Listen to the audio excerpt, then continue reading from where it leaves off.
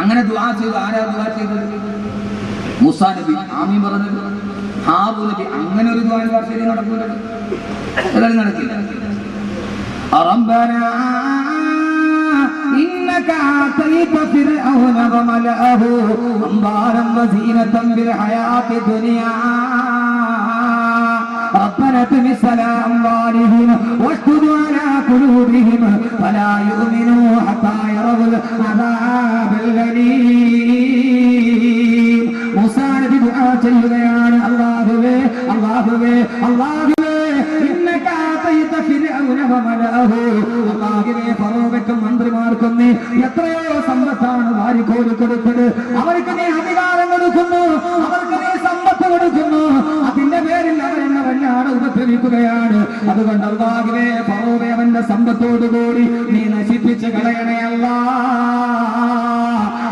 ശരീരത്തിന് സമർപ്പണയ്ക്കു വേണ്ടി ആയിരക്കണക്കിന് ദുആ സമ്മേളനത്തിന് പങ്കെടുത്തിട്ട് എന്താ ദുആ സ്വീകരിക്കാത്തതെന്താ?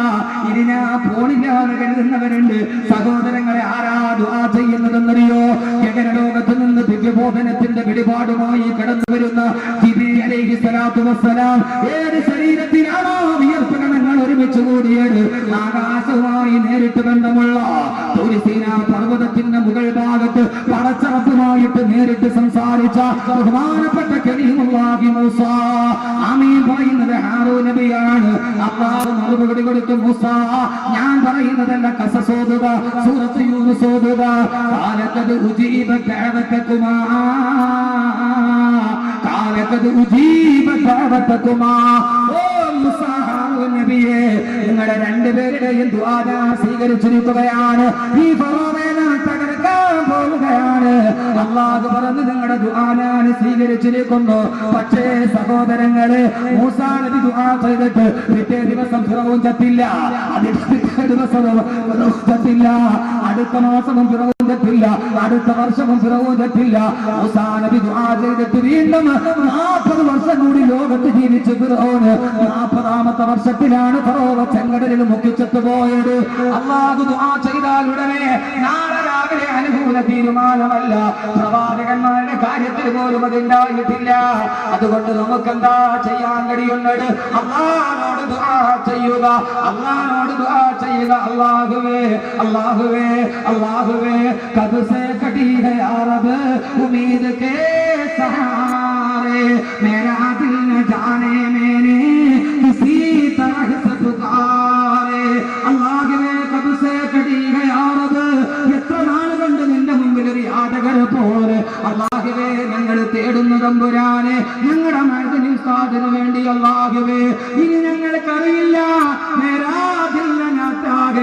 ഞങ്ങൾക്കിനി അറിയില്ല, കിസി തറഹ് സെ പുകാരെ, എവിടെയാണ് ഇനി മുട്ടേണ്ടതെന്ന്, ആരോടാണ് പറയേണ്ടതെന്ന് പരമോന്നത കോടതി പോലും ധരിച്ചു നിൽക്കുമ്പോ ഞങ്ങൾക്കറിയില്ല. അല്ലാഹുവേ നമ്മുടെ മാനസികാവസ്ഥ ഇതാണ്, കിസി തറഹ് സെ പുകാരെ. ഇനി എവിടെയാണ് പറയേണ്ടത്? ഏത് വാതിലാണ് മുട്ടേണ്ടത്? അവിടെ നമുക്കറിയാം, മേരാദിൽ അബീലാസിം ജാത്താകെ തേരി റഹ്മ കാന. എന്റെ മനസ്സിന് നന്നായിട്ടറിയാം, ഇപ്പോൾ വേണ്ടത് ഒരേ ഒരു കാര്യമാണ്, തേരി റഹ്മ കാന, നിന്റെ കരുണയുടെ ഭക്ഷണം, നിന്റെ കരുണ, നിന്റെ കരുണ. ആ കരുണ വിശാലമാണല്ലോ അല്ലാഹുവേ. ആ കരുണയിൽ നിന്ന് ഞങ്ങൾ നിരാശരായിട്ടില്ല അല്ലാഹുവേ. ഇബ്ലീസിന് പോലും കരുണ കൊടുത്തു തമ്പുരാനെ. ഇബ്ലീസിന് പോലും അല്ലാഹു കരുണ കാണിച്ചിട്ടുണ്ട്. അല്ലാഹുവിന്റെ കാരുണ്യം എന്താണ്? ശൈത്താനോട് പോലും അല്ലാഹു കാരുണ്യം കാണിച്ചിട്ടില്ലേ? ശൈത്താൻ പറഞ്ഞു അല്ലാഹുവിനോട്, അല്ലാഹുവേ നിന്റെ മനുഷ്യര് ഭൂമിയിൽ വന്നാൽ ലാ തൂദന്ന ലഹും സിറാത്തക്കൽ മുസ്തഖീം, നിന്റെ അടിമകളെ ഞാൻ പിഴപ്പിക്കും അല്ലാഹുവേ. അല്ലാഹു പറഞ്ഞു, നീ പിഴപ്പിച്ചോ. അപ്പോഴാണ് പിശാചിന് സന്ദേഹം, അല്ലാഹുവേ അതിനു മുമ്പ് നീ എന്റെ റൂഹിനെ പിടിച്ചാലോ, ലോകാവസാനം വരെ അവരെ പിഴപ്പിക്കാൻ എനിക്ക് കഴിയാതിരുന്നാലോ. അതുകൊണ്ട്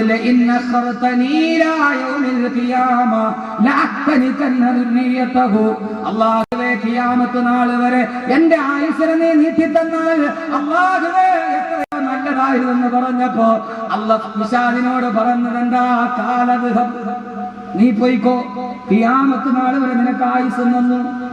ശൈത്താനോട് അള്ള കരുണ കാണിച്ചു. നീ എന്റെ മക്കളെ പഠിപ്പിക്കാൻ പോയി പഠിപ്പിച്ചു, നിന്റെ റൂഹിയാൻ പിടിക്കൂല. അള്ളാഹുടെ കരുണ അത്രയ്ക്ക് വിശാലമാണ്. അള്ളാഹു കരുണ നമുക്ക് തരട്ടെ. അള്ളാഹു കരുണ മഅ്ദനി ഉസ്താദിനും കൊടുക്കട്ടെ. അള്ളാഹു ജയിൽ മോചനം നൽകി അനുഗ്രഹിക്കട്ടെ. സഹോദരങ്ങളെ, ആമീൻ പറയൽ മാത്രമാണോ നമ്മുടെ കടമ? ആമീൻ പറയൽ മാത്രമാണോ നമ്മുടെ കടമ? മഅ്ദനിയെ സ്നേഹിക്കുന്ന മഅ്ദനി ഉസ്താദിനെ അറസ്റ്റ് ചെയ്തു കൊണ്ടുപോകുമ്പോൾ അന്ന് ഏതാണ്ട് ഈ അൻവാർ ശരീഫ് ദിവസങ്ങളോളം നോമ്പായിരുന്നു. എല്ലാവരും നോമ്പല്ലാതിരുന്നിട്ട് നോമ്പ് പിടിച്ച, പിരിഞ്ഞു പോകാൻ ഒരു വൈമനസ്യം പോലെ, തങ്ങളുടെ മനസ്സിൽ സൃഷ്ടിച്ച മൺകരാത് പോലെ. അതൊരു മനുഷ്യനാണ്. ആ മനുഷ്യന്റെ ഒരു വല്ലാത്ത വികാരം മനസ്സിൽ സൂക്ഷിച്ച് മഅ്ദനി ഉസ്താദിനെ അറസ്റ്റ് ചെയ്യുമ്പോൾ വിങ്ങിപ്പൊട്ടി ഈ മതിലിന്റെ വെളിഭാഗത്ത് കാത്തുനിന്ന നൂറുകണക്കിന് ആയിരക്കണക്കിന് ആളുകൾ അവർ തീവ്രവാദികളല്ല. അവർ ഏതെങ്കിലും ഒരു രാഷ്ട്രീയ പാർട്ടിയുടെ മാത്രം ആളുകളായിരുന്നില്ല. ആയിരക്കണക്കിന് വാക്കുകൾ കേട്ട് മനസ്സിൽ ജീവിതത്തിൽ മാനസാന്തരം ഉണ്ടായി കണ്ടുവിടുന്ന കുറെ സ്നേഹിതരായിരുന്നു. പാർട്ടി പ്രവർത്തകർ മാത്രമായിരുന്നില്ല. ആ ഒരു സ്നേഹം യാഥാർത്ഥ്യമാകണമെങ്കിൽ നമ്മുടെ മഅ്ദനി ഉസ്താദ് ജയിലിലാണ്. നമുക്ക് ചെയ്യേണ്ട ഒരൊറ്റ ധർമ്മമുണ്ട്. ആ ധർമ്മം പറഞ്ഞ് ഉസ്താദിനെ വിട്ടുകൊടുത്ത് ഞാൻ അവസാനിപ്പിക്കാം. ഇൻഷാ അല്ലാഹ് മഅ്ദനിയും ഖുർആനും ഇവിടെ പൂർണ്ണമാകും. യഥാർത്ഥത്തിൽ ഇതേ അവസ്ഥയാണ് മഅ്ദനിക്കുണ്ടായത്. മൂസാ നബി ഇത് പറഞ്ഞപ്പോൾ ഫിർഔൻ പറഞ്ഞു, ഒരു കാര്യം ചെയ്യാം, മൂസയെ നമുക്ക് കൊല്ലാം. എന്ത് ചെയ്യാം? മൂസേ وقال فرعون ذروني أقتل موسى وليدع ربه. ഫറോവ രാജസിംഹാസനം വിളിച്ചുകൂട്ടി. എന്നിട്ട് പറഞ്ഞു, ദറൂനി അഖ്തുലു മൂസ, ആ മൂസയുടെ തല വെട്ടുക. ആ സന്ദർഭത്തിൽ ഖുർആൻ പറയുന്നൊരു ദൗത്യമുണ്ട്. എന്റെ പ്രിയപ്പെട്ട സഹോദരങ്ങളെ, നമുക്കതിന് കഴിയേണ്ടതുണ്ട്. അല്ലാഹു തൗഫീഖ് നൽകട്ടെ. ഞാൻ ആ ദൗത്യം പറഞ്ഞു തരാം. ഇൻഷാ അല്ലാഹ് ചെയ്യാൻ നിങ്ങൾ തയ്യാറാണ്? ഞാൻ തയ്യാറാണ്. ഇത് അല്ലാഹ് ആവശ്യപ്പെടുന്നതാണ്.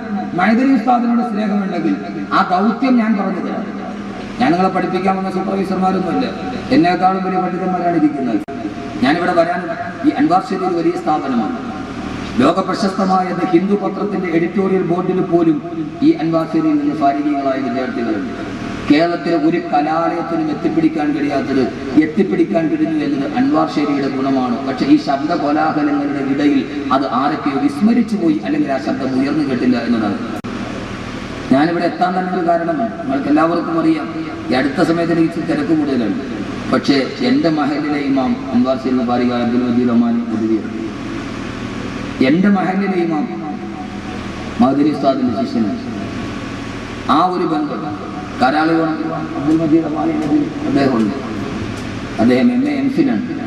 ദുനിയാവും ആഖിറവും ഒന്നിച്ചെടുത്ത ഒരു സമൂഹത്തെ വാർത്തെടുക്കാൻ ഈ സ്ഥാപനത്തിന് കഴിഞ്ഞു. അതൊക്കെ ഇതിന്റെ അജണ്ടയുടെ പുറകിലുണ്ടോ എന്ന് ചിന്തിക്കേണ്ടതുണ്ട്. അതുകൊണ്ടാണ് ഫിർഔൻ ആദ്യം മൂസയെ വിളിച്ചത് അള്ളാനെ കൊല്ലാനാണ് പോയത്. അതുകൊണ്ടാണ് അൻവാർ ശരീഫ് ആദ്യം ഉണ്ടായത്. ആദ്യം മഅ്ദനി ഉസ്താദിനെ വിളിച്ചത് അൻവാർ ശരീഫാണ് വിളിച്ചത്. ഫിർഔൻ ചെയ്തതെല്ലാം അഭിനവകാല ഫറോവമാർ അപ്പടി ആവർത്തിക്കപ്പെടുന്നു. അതാണ് ചരിത്രത്തിന്റെ യാഥാർത്ഥ്യം. എന്റെ പ്രിയപ്പെട്ട സഹോദരങ്ങളെ, അൻവാർ ശരീഫ് അത്രയും വലിയ മഹത്തായ ഒരു സ്ഥാപനമാണ്. എത്രയോ ആളുകൾ, വക്കീൽമാരുണ്ട്, അഡ്വക്കേറ്റുമാരുണ്ട്. അഡ്വക്കേറ്റ് സിറാജ്, മഅ്ദനിയുടെ കേസിൽ ബാധിക്കുന്ന സിറാജ് കാഞ്ഞിരം, അല്ലെ? അഡ്വക്കേറ്റ് സിറാജ് കാഞ്ഞിരമറ്റം. ഇതൊന്നും ഇവരെന്നെ കൊണ്ട് പറഞ്ഞ് പറയിപ്പിച്ചതല്ല. ഞാൻ ഒരാൾ പറഞ്ഞാൽ അങ്ങനെ പറയുന്ന ആളുകൾ. എനിക്ക് ഇച്ചിരി അഹങ്കാരം കൂടുതലാണ്. അല്ലാഹു മാറ്റി തന്നെ. മറ്റൊരാൾ എന്തായാലും ഇങ്ങോട്ടോ ഞാൻ തിരിച്ചങ്ങോട്ടോ, അങ്ങനെ ഒരു ചെറിയൊരു ദുസ്വഭാവം എനിക്കുണ്ട്. ഇതാരും പറയുന്നതല്ല, വെളിയിൽ നിന്ന് നോക്കുന്ന ഒരു നിഷ്പക്ഷമതിയുടെ പക്ഷപാതിത്വമില്ല, അമിതത്വമില്ല, അതിമിതത്വവുമില്ല. പക്ഷെ ഉള്ളത് വിളിച്ചു പറയാൻ ഒരു മടിയുമില്ല. സഹോദരങ്ങളെ, അതുകൊണ്ട് ഞാൻ പറയുന്ന അഡ്വക്കേറ്റ് സിറാജ് കാഞ്ഞിരമറ്റം, വക്കീൽമാരുണ്ട്, ഡോക്ടേഴ്സ് ഉണ്ട്. ഹിന്ദു പത്രത്തിന്റെ എഡിറ്റോറിയൽ ബോർഡിൽ പോലും ഈ ഒരു സ്ഥാപനത്തിന്റെ മൊത്തത്തിയിട്ടുണ്ടെങ്കിൽ അത് ഏറ്റവും അഭിമാനകരമാണ്. അള്ളാഹു നൽകി തരട്ടെ. ആ ഒരു വ്യത്യാസം, സാധാരണ പണ്ഡിതന്മാരെന്നുള്ള ഒരു വ്യത്യാസം ഞാൻ ഇരുത്തിക്കൊണ്ട് പറയുന്നില്ല. യഹുസു ഖുറാബല വജിഹിൽ മുദ്ദാഹിൻ, അമിത പ്രശംസ നടന്നവരുടെ മുകളിൽ മണൽ വാരിയെറിയണമെന്നാണ്. അബ്ദുൽ മജീദ് ഒമാനി എൻ്റെ മഹലിലെ, ഞാനവിടെ 6 വർഷം ഇമാമായിരുന്ന ആളാണ്. അവിടെയാണ് ഞാനത് താമസിക്കുന്നത്, കാരാളികോണം. അവിടെ ഇമാമാണ്. അദ്ദേഹം ആ മഹലിലെത്തിയതിനു ശേഷമുള്ള മഹലിന്റെ മാറ്റം വല്ലാത്തൊരു മാറ്റമാണ്. ഞാൻ ഇന്നലെ അവിടെ പ്രസംഗിക്കുക, ഞാൻ അവിടെ വെച്ച് പറഞ്ഞതാണ്. ഒരു മാറ്റം അവിടുത്തെ യുവാക്കളുടെ ഇടയിലേക്ക് ഇറങ്ങിച്ചെന്ന്, സാധാരണക്കാരുടെ ഇടയിലേക്ക് ഇറങ്ങിച്ചെന്ന് അവരെ മുഴുവനും ഒരുമിച്ച് കൂട്ടി ഒരിക്കലും പള്ളിയിൽ കയറില്ല എന്ന് വിചാരിച്ചവരെ പോലും ചുരുങ്ങിയ മാസമാണ്, ഒരു 6 മാസമായിട്ടുണ്ടോ, 6 മാസമായിട്ടുണ്ടോ അല്ലേ? ഞാൻ ആഴ്ചയിൽ ഒരു ദിവസം കിട്ടിയിട്ടുണ്ടാവില്ല, അവിടെ എനിക്കറിഞ്ഞൂടെ. 6 മാസമായി അവിടെ നിന്നിട്ട്. 6 മാസം കൊണ്ട് ആ മഹലിൽ ഞാൻ 6 വർഷം ഇരുന്നിട്ട് നടക്കാത്തത് കൊണ്ട് നടത്താൻ എത്രയോ ചെറുപ്പക്കാർ. ഇന്നലെ ഞങ്ങളുടെ അവിടെ ഒരു ഓഡിറ്റോറിയത്തിന്റെ 1 കോടി രൂപ നിലവിച്ച് ഒരു ഓഡിറ്റോറിയത്തിന്റെ ഉദ്ഘാടനം റഷീദ് ഋഷിയാബ് നിർവഹിച്ചു. അതിന്റെ സമാന പ്രസംഗത്തിൽ ഞാൻ പ്രസംഗിക്കുമ്പോൾ നാട് മുഴുവൻ ഒരു ഉത്സവ ലഹരിയിലാണ്. അദ്ദേഹത്തെ കൊണ്ട് അത് സാധിപ്പിച്ചു എന്നത് മഅ്ദനി ഉസ്താദിന്റെ ശിക്ഷണത്തിന്റെ ഈ സ്ഥാപനത്തിന്റെ ഏറ്റവും വലിയ ഒരു ബറക്കത്താണ്. അത് അനുഭവിക്കുന്നുണ്ട് നാം. അള്ളാഹു അദ്ദേഹത്തിന് ആരോഗ്യത്തിന് ദീർഘായുസ്സ് നൽകി അനുഗ്രഹിക്കുമാറാണ്. ആ ഒരു ബന്ധം ഉസ്താദ് അൻവാസിയുടെ പിന്നെ ചേലക്കൽ ഉസ്താദ്, ഞങ്ങൾ രണ്ടുപേരും ഒരേ ഉസ്താദിന്റെ ശിഷ്യന്മാരാണ്. ശിഷ്യന്മാരാണ്. അള്ളാഹു സുബ്ഹാനഹു വ തആല അദ്ദേഹം വിളിച്ചിട്ട് വരണം എന്ന് പറഞ്ഞപ്പോൾ ഇന്നലെയാണ് ഞാൻ പ്രസംഗിക്കേണ്ടിരുന്നത്. എൻ്റെ മഹലിൽ ഒരു പരിപാടിയുടെ ഇന്നത്തേക്ക് മാറ്റിയെന്ന് മാത്രമാണ്. അതുകൊണ്ട് ആ സ്നേഹം അള്ളാഹു നിലനിർത്തി തരട്ടെ. ഈ സ്ഥാപനത്തിൽ നിന്ന് ഇറങ്ങുന്നത് മുത്താണ്. അത് തിരിച്ചറിയാൻ നമുക്ക് കഴിയണം. പക്ഷെ മഅ്ദനി എന്ന് പറയുന്ന ഒരു തീവ്രവാദ സിംബലിന്റെ മുമ്പിൽ നമ്മൾ ഇതൊക്കെ അറിയാതെ പോവുകയാണ്. അങ്ങനെ ഒന്ന് പ്രൊജക്റ്റ് ചെയ്ത് കാണിക്കുകയാണ്. അന്ന് പ്രൊജക്റ്റ് ചെയ്ത് കാണിക്കാൻ തീവണ്ടിക്ക് അകത്ത് യാത്ര ചെയ്യുന്നവൻ അറിയില്ല തീവണ്ടിയുടെ വലിപ്പം. ഇതിന് വലിയ ചക്രമുണ്ടെന്നും ഇതിന് ഇത്രയും നീളമുണ്ടെന്നും അവൻ അറിയില്ല. അവൻ ആകെ അറിയുന്ന അവരുടെ കമ്പാർട്ട്മെന്റ് മാത്രമാണ്. യഥാർത്ഥത്തിൽ അതാണ് അൻവാർ ശരിയുടെ മുമ്പിൽ നമ്മൾ. അള്ളാഹു സുബ്ഹാനഹു വ തആല സ്ഥാപനത്തിന് അള്ളാഹു സുബ്ഹാനഹു വ തആല അവസാനം വരെ നിലനിർത്തി തരുമാറാണ്. അങ്ങനെ കുറെ ബന്ധങ്ങൾ എനിക്ക് അൻവാർ ശരിയുമായിട്ടുണ്ട്. ഞങ്ങൾ രണ്ടുപേരും ചിലപ്പോൾ ഉസ്താദ് ഞാനും ഒരേ ഉസ്താദ് ശിഷ്യന്മാരാണ്. ഷെയ്ഖുന കോയ ഉസ്താദ് അവர்கள் അള്ളാഹു ആരോഗ്യത്തിലുള്ള ഒരു കാഴ്ച നൽകി അനുഗ്രഹിക്കുമാറാകട്ടെ. നിങ്ങൾ രണ്ടുപേരും ബാക്കിയാത്തിലെ സഹപാഠികളാണ്. അപ്പോ ഈ ഒരുമിച്ച് കൂടൽ യാഥാർത്ഥ്യമാകണം. അള്ളാഹുവിന്റെ ഖുർആൻ ഇപ്പോൾ മഅ്ദനിയുടെ കാര്യത്തിൽ നമ്മൾ ചെയ്യേണ്ട ഒരു കാര്യമാണ്. ഇൻഷാ അല്ലാഹ് ഞാൻ പറയാം, പക്ഷെ ചെയ്യാവോ? ഉറക്കെ പറയും ഇൻഷാ അല്ലാഹ്. 2 സൈസ് ഉണ്ട്. ഞാൻ പറഞ്ഞല്ലോ ഖുർആൻ എനിക്കൊരു ഇഷ്ടപ്പെട്ട വിഷയമാണ് ഖുർആൻ. ഒന്ന് ഇൻഷാ അല്ലാഹ് ഇസ്രായേലി ബനു ഇസ്രായേൽ പറഞ്ഞ ഇൻഷാ അല്ലാഹ്. മൂസാ നബി ചോദിച്ചു ചുമന്ന പശുവിനെ കൊണ്ടുവരാൻ. അപ്പൊ ബനു ഇസ്രായേൽ പറഞ്ഞു സൂറത്തുൽ ബഖറ ഇന്നാ ഇൻഷാ അല്ലാഹുവിന്റെ മുഖത്തത് നോക്കട്ടെ, കിട്ടിയ കൊണ്ടുവരാം. നോക്കട്ടെ, നടന്നൊക്കെ നോക്കിയിട്ട് എവിടെയും കിട്ടിയ പിന്നെ ഇൻഷാ അല്ലാഹ് മുഖത്തും കൊണ്ടുവന്നല്ലോ. നോക്കട്ടെ ഉസ്താദെ പറ്റിയ അത് ഇൻഷാ അല്ലാഹ് ഇസ്രായേലി. വേറൊരു ഇൻഷാ അല്ലാഹ് ഉണ്ട്, ഇൻഷാ അല്ലാഹ് ഇസ്മായിൽ നബി പറഞ്ഞു ഇൻഷാ അല്ലാഹ്.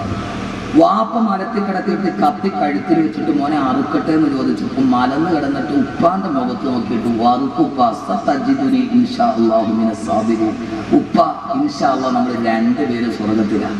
അതാ ഇൻഷാ അല്ലാഹ് ഇസ്മായിൽ നബി പറഞ്ഞു ഇൻഷാ അല്ലാഹ്. ആ മലന്ന് കിടക്കാൻ കത്തി കഴുത്തിലിരിക്കാൻ ആ സമയത്തും പറയുന്നു ഇൻഷാ അല്ലാഹ്. ഇപ്പൊ ഏതാ പറയണേ? ഇത് പള്ളിയിൽ ആളുകൾ വന്നിട്ട് 40 ജമാഅത്തിൽ വരാൻ പറയും. ഇൻഷാ അല്ലാഹ് ഇതിലെ ഓർമ്മമാരില്ലേ? അപ്പൊ പിന്നെ ആ വഴിക്ക് വരില്ല. ഇതിന്റെ പൊന്ന സഹോദരങ്ങളെ, ഇപ്പൊ ഏത് ഇൻഷാ അല്ലാഹ് നിങ്ങൾ പറഞ്ഞത്? ഇസ്മായിൽ നബിയുടെ ആണല്ലോ. അപ്പൊ എത്ര ഇസ്മായിൽ ഇവിടെ ഉണ്ടെന്ന് ഇപ്പൊ ഇൻഷാ അല്ലാഹ് അറിയാൻ പറ്റും. അള്ളാഹു കാത്തുരക്ഷിക്കട്ടെ. മൂസയെ കൊല്ലാൻ തീരുമാനിച്ചു ഫിർഔൻ, മഅ്ദനിയെ കൊല്ലാൻ തീരുമാനിച്ചു അഭിനവകാല ഫിർഔൻ. യഥാർത്ഥത്തിൽ അതായിരുന്നത്. ഒരു കാല് പോയി നിന്നുള്ളൂ. മഅ്ദനിയും ഖുർആനും അങ്ങനെയല്ലേ?